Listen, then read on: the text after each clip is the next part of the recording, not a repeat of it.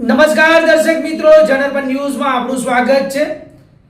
હું છું આપણો મિત્ર કંચન પરમાર। આવો સાંભળીએ આજના મુખ્ય સમાચાર। વડોદરા જિલ્લા કોંગ્રેસ સમિતિ દ્વારા આજે કલેક્ટર કચેરી ખાતે વિરોધ પ્રદર્શન સાથે આવેદનપત્ર પાઠવવામાં આવ્યું હતું। ગુજરાત પ્રદેશ ભાજપ અધ્યક્ષ જગદીશ વિશ્વકર્માએ બનાસકાંઠાના એક કાર્યક્રમમાં સાંસદ ગિનીબેન ઠાકોર વિરુદ્ધ કરેલી કથિત અભદ્ર ટિપ્પણીને પગલે આ રજૂઆત કરવામાં આવી છે। કોંગ્રેસના આગેવાનોએ આક્ષેપ કર્યો છે કે ભાજપ અધ્યક્ષ દ્વારા વપરાયેલી ભાષા નીચલા સ્તરની છે, જે માત્ર ગેનીબેનનું જ નહીં પણ સમગ્ર ઠાકોર સમાજ અને નારી શક્તિનું અપમાન છે। આવેદનપત્રમાં સ્પષ્ટ માંગ કરવામાં આવી છે કે જગદીશ વિશ્વકર્મા જાહેર માફી માંગે। જો ટૂંક સમયમાં માફી માંગવામાં નહીં આવે તો આગામી દિવસોમાં ઉગ્ર આંદોલન અને પૂતળા દહનની ચીમકી પણ ઉચ્ચારવામાં આવી છે। કલેક્ટર સમક્ષ આ મામલે કડક નોંધ લેવાની માંગ સાથે જય હિન્દના નારા સાથે રજૂઆત કરવામાં આવી હતી। રિપોર્ટર તેજસ ભટ્ટ।